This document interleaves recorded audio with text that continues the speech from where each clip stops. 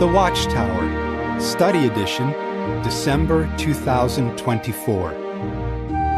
Study Article 48. This article will be studied during the week of February 3rd through 9th. A miraculous provision of bread. Theme text: I am the bread of life. Whoever comes to me will not get hungry at all. John 6:35. Song 97. Life depends on God's Word. Focus. Examine the account found in John chapter 6, which relates how Jesus multiplied bread and fish for a large crowd, and draw lessons from it.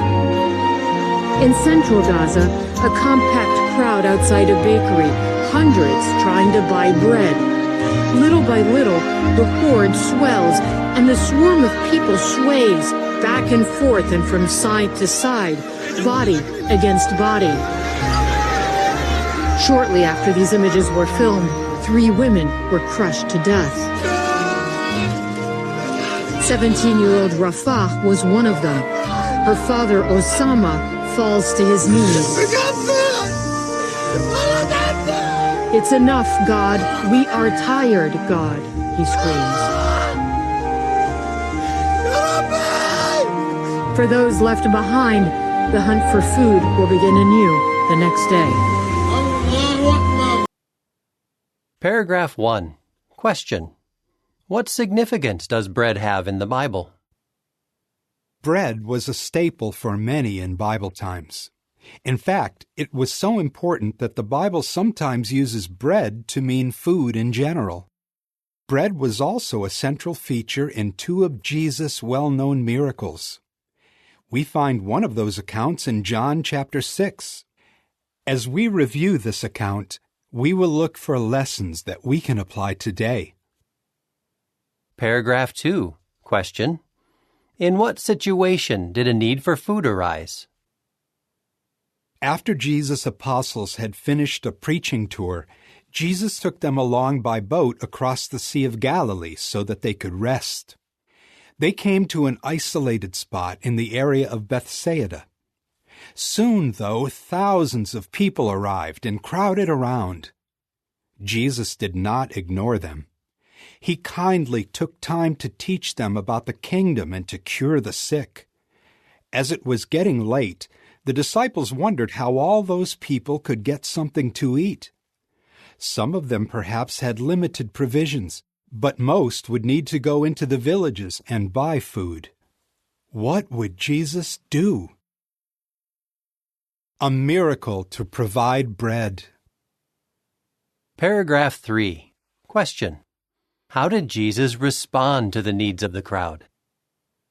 Jesus told his apostles, "They do not have to leave. You give them something to eat." Matthew 14:16. That was a problem because there were about 5,000 men, and including women and children, there may have been 15,000 people to feed. Andrew spoke up. "Here is a little boy who has 5 barley loaves and 2 small fish. But what are these among so many?" John 6:9. Barley loaves were commonly eaten by the poor and others, and the small fish may have been salted and dried. Still, the amount that the boy had would not be enough to feed so many. Or would it? The cover picture for paragraph 3 shows Jesus giving bread and fish to his disciples. The disciples distribute the food to a large crowd of men, women, and children. The cover picture description and caption read, "Jesus attended to the people's needs, both spiritual and physical." Paragraph 4. Question: what can we learn from John 6:11 through 13? Wanting to be hospitable to the crowd, Jesus directed the people to recline in groups on the grass. John 6:11 through 13 reads, Jesus took the bread, and after giving thanks, he distributed it to those who were sitting there. He did likewise with the small fish, and they had as much as they wanted. But when they had eaten their fill, He said to his disciples, "Gather together the fragments left over, so that nothing is wasted." So they gathered them together and filled 12 baskets with fragments left over by those who had eaten from the 5 barley loaves. We read that Jesus gave thanks to his Father for the bread and the fish. It was entirely fitting to thank God, who in reality was the source of the food. What a good reminder for us to follow Jesus' example by praying before a meal, whether we are alone or others are around. Jesus then had the food distributed, and the people ate and were satisfied. There were even leftovers, which Jesus did not want to go to waste. So he had the leftovers gathered up, possibly for later use. Jesus set the pattern for us when it comes to using our resources wisely. If you are a parent, why not review this account with your children and discuss what lessons can be learned about prayer, hospitality, and generosity? The picture collage for paragraph 4 shows brothers and sisters praying before they eat a meal.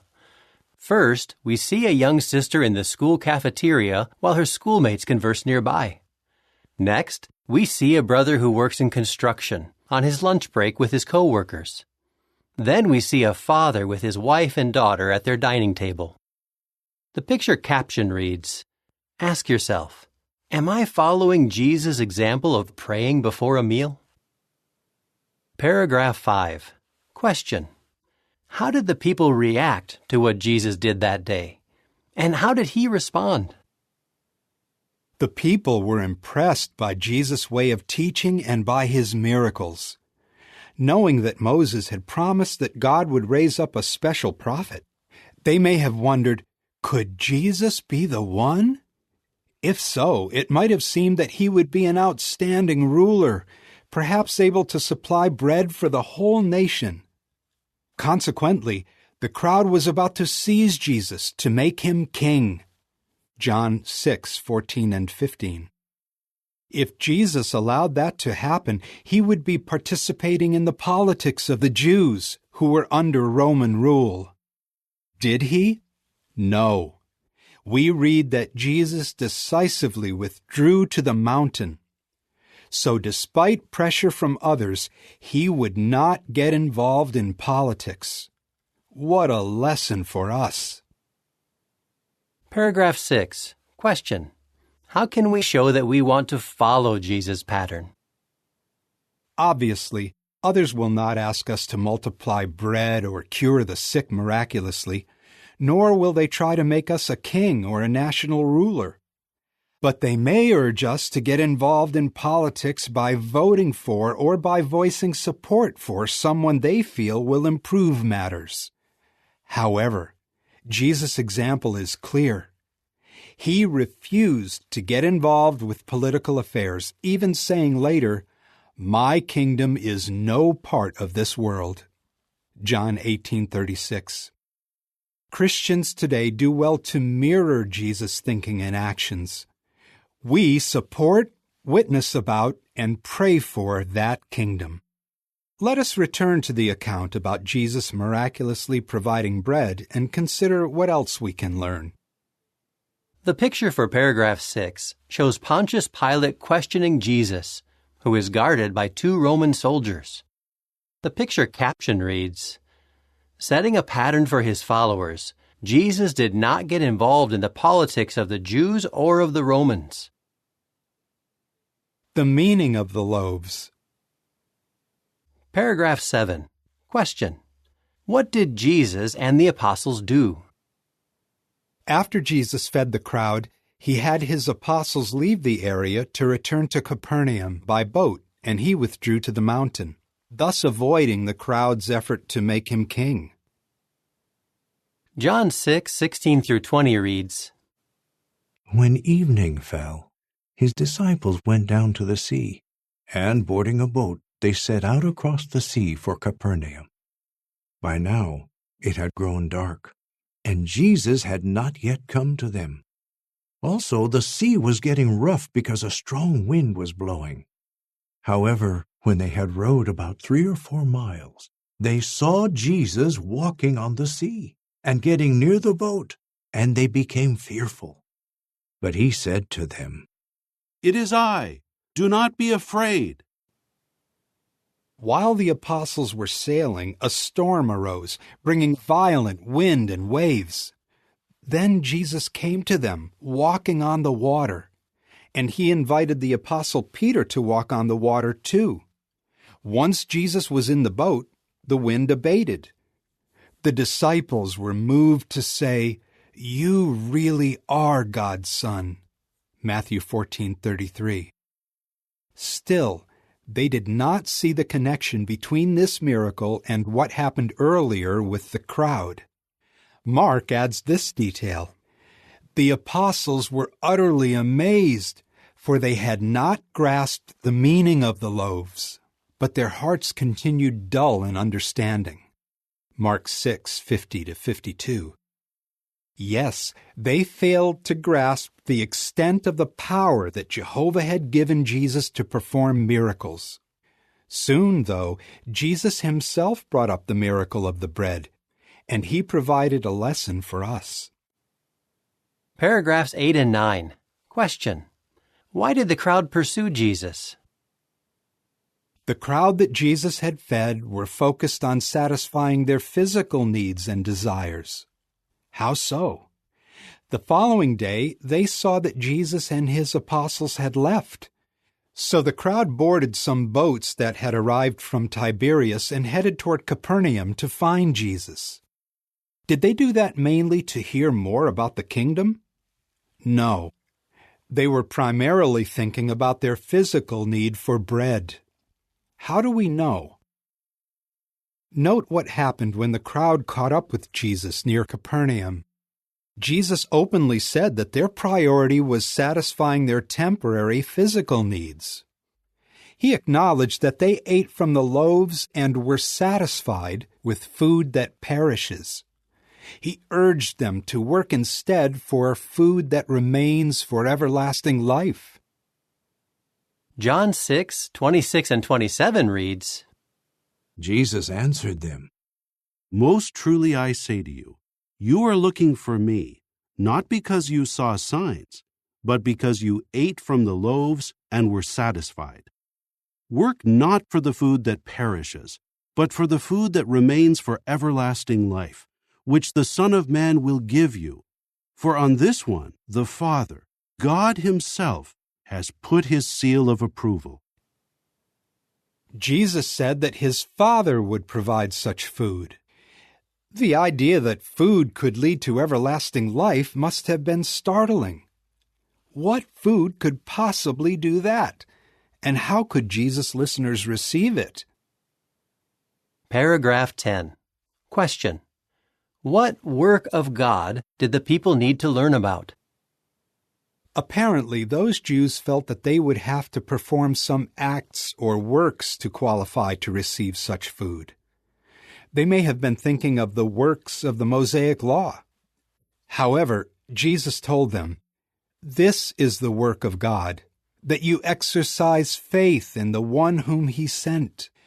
John 6:28 and 29. Exercising faith in God's representative is needed in order to have everlasting life. In fact, Jesus had previously spoken about this. John 3:16-18 and 36. And he would later have more to say about how we can gain everlasting life.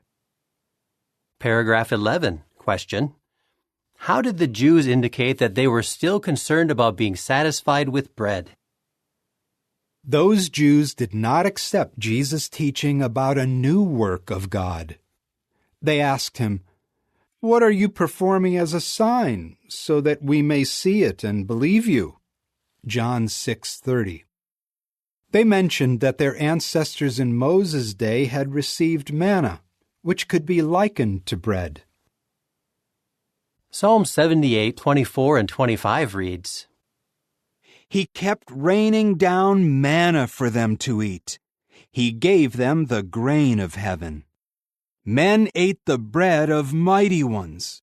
He provided enough to satisfy them. Clearly, their minds were still centered on being satisfied with literal bread. They even failed to press Jesus for clarification when he next spoke of the true bread from heaven, which was like life-giving manna from heaven. John 6:32.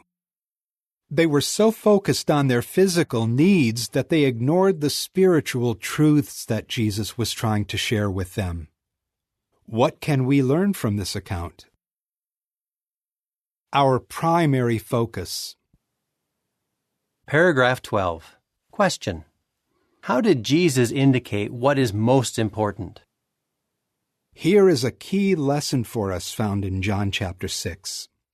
Our primary focus should be our spiritual needs. Recall that Jesus had made that point when rebuffing Satan's temptation.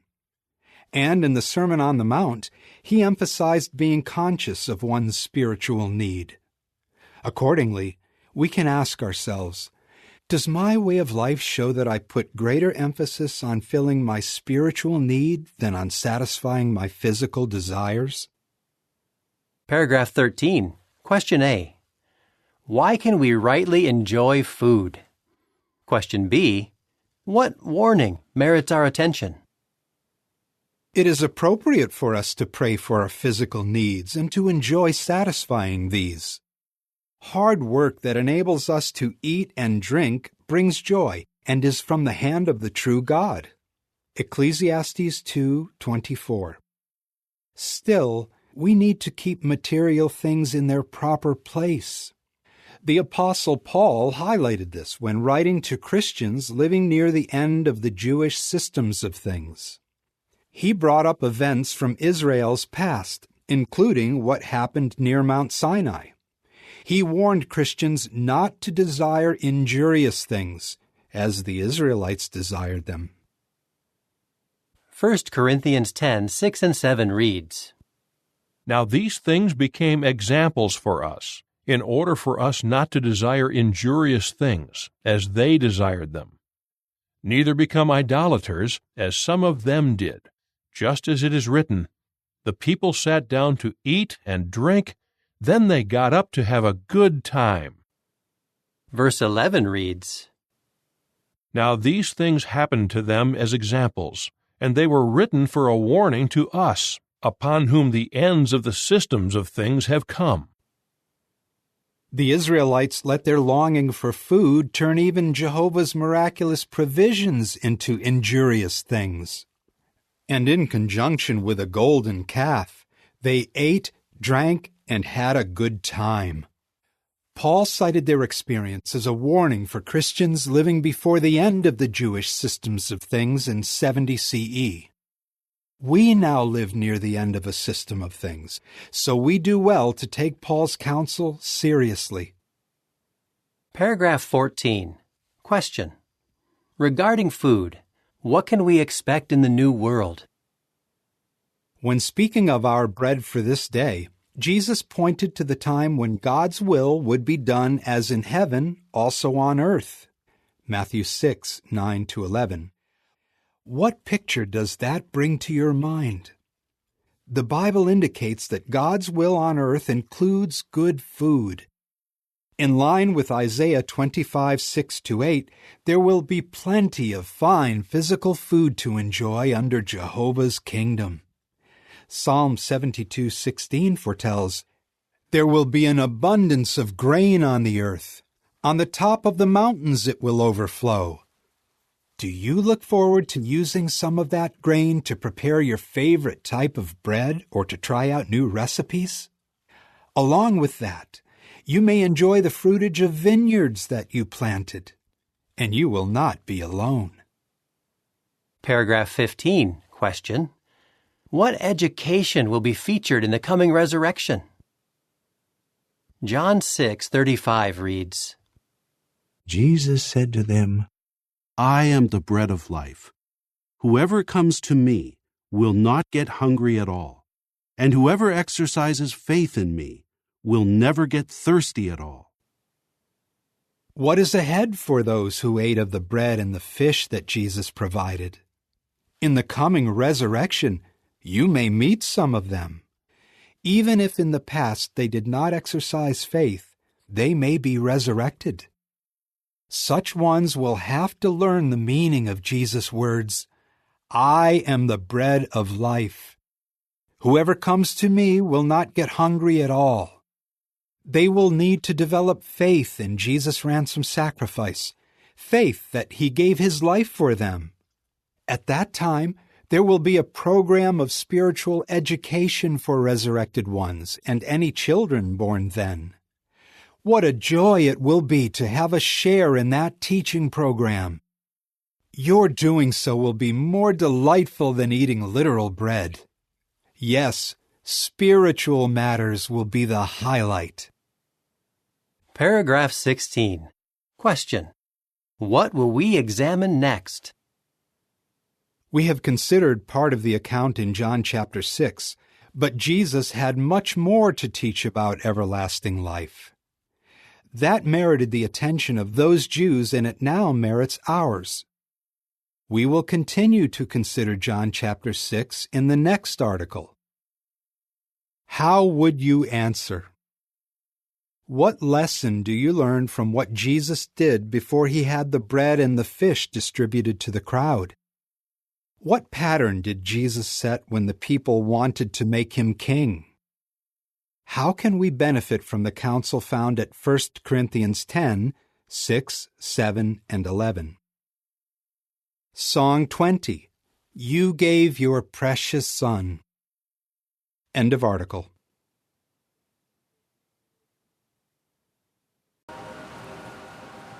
We went to a press briefing at the U.S. State Department to ask about Washington's support for Israel as famine has spread throughout Gaza. We've had aid organizations and relief groups who've said over and over again that Israel is using starvation as a tactic of war. How do you respond to the allegations of complicity of the US government, and what more will it take for the US to stop Israeli military funding? So is the United States that has secured all of the major agreements to get more humanitarian assistance into Gaza. Going back to the very early days, the first week after October 7th, when the Secretary traveled to the region and the President traveled to Israel, and together convinced Israel to open Rafah crossing to allow humanitarian assistance in. It has not been enough. There are obstacles.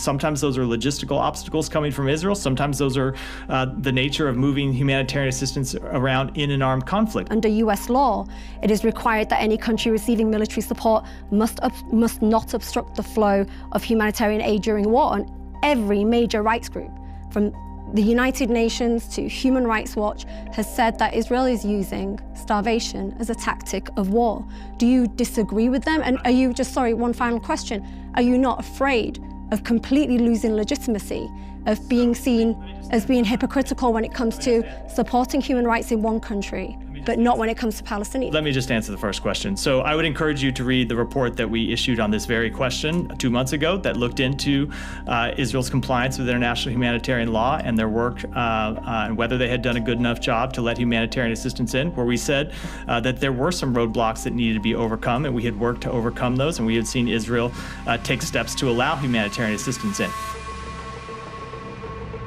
When the President of the United States has to ask Israel to allow assistance in, that effectively is an admission that Israel is blocking humanitarian assistance. By the US not adhering to its own laws, do they have blood on their hands, the US government? Yes. We have made a decision not to control the thing that we have control over, and that is our military support to Israel. Even when we know they are blocking humanitarian assistance, which is a violation of our law.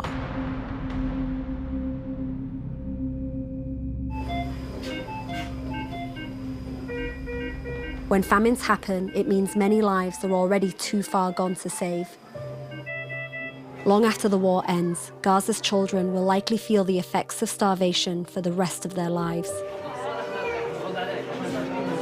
الموضوع الستردي حيستمر لفترة طويلة حتى أن تصبح الوضع في شمال قطاع غزة إلى ما كان عليه سابقا ما قبل الحرب. صورة صعبة جدا أتخيل على الطفل. ففرصة النجاة للطفل في شمال قطاع غزة هي فرصة شبه معدومة. In August, 5-month-old Mohammed was admitted to the hospital in serious condition. His mother Hala says he needs a special formula that's not available in Gaza. Like every baby at the hospital, the entirety of his life has been shaped by this war. هو انولد في 11/2 في عز المجاعة، في عز النكبة، في عز الكارثة في الحرب. ما كانش في غذاء للأم تيصير غذاء للطفل. مرعوبة إني أفقده في أي لحظة. يجب أن نألف هذا الأمر. يجب أن نرفض بشكل يومي حدوث هذه الإبادة أو المأساة أو الحرب التجويع التي تكون في شمال قطاع غزة. الحقيقة هي أسوأ مما توصل إلى الكاميرات.